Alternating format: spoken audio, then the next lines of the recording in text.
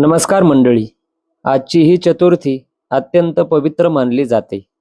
या दिवशी श्रद्धेने गणेशाची पूजा, व्रत आणि कथा श्रवण केल्याने अनेक विघ्ने दूर होतात, मनोकामना देखील पूर्ण होतात आणि घरात सुख समृद्धीचा वास होतो, अशी भक्तांची श्रद्धा आहे.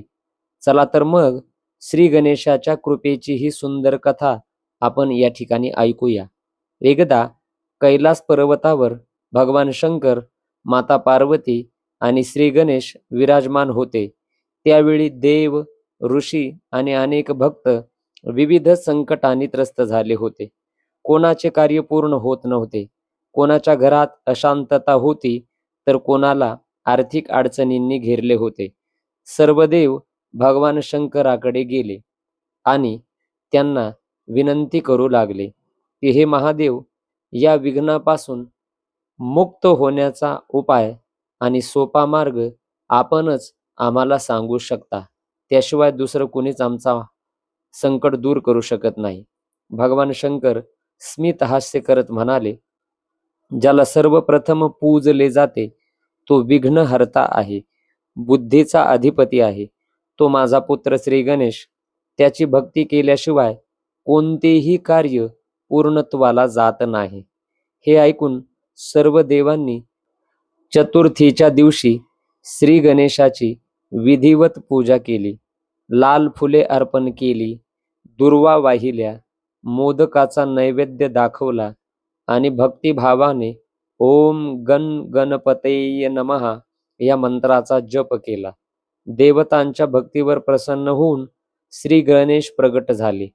ते म्हणाले, जो भक्त श्रद्धेने चतुर्थीचे व्रत करेल, माझी पूजा करेल, माझे नामस्मरण करेल आणि ही कथा भक्तिभावाने ऐकेल, त्याच्या जीवनातील अनेक अडथळे दूर होतील.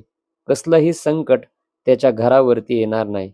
त्याच्या घरामध्ये सुख, शांती आणि समृद्धी सदैव नांदेल. त्या दिवसापासून चतुर्थीचे व्रत सर्वत्र प्रसिद्ध झाले. असे सांगितले जाते की एका गरीब ब्राह्मणाने अत्यंत श्रद्धेने चतुर्थीचे व्रत केले. त्याच्याकडे धन नव्हते, पण भक्ती होती. काही दिवसातच त्याचे नशीब पालटले. त्याला योग्य काम मिळाले, घरातील दुःख कमी झाले आणि आनंद परतला. यातून आपल्याला एक मोठा संदेश मिळतो. भगवंताला वैभवाची नाही, तर श्रद्धेची आवश्यकता असते. म्हणूनच चतुर्थीच्या दिवशी शक्य असल्यास उपवास करावा, श्री गणेशाची पूजा करा, दुर्वा अर्पण करा, मोदकाचा नैवेद्य दाखवा, गणपती अथर्व शीर्ष किंवा गणेश स्तोत्राचे पठण करा आणि ही कथा अवश्य ऐका. श्री गणेशाची कृपा आपल्या सर्वांवर राहो. आपल्या जीवनातील सर्व विघ्ने दूर होवोत आणि प्रत्येक शुभ कार्य यशस्वी हो.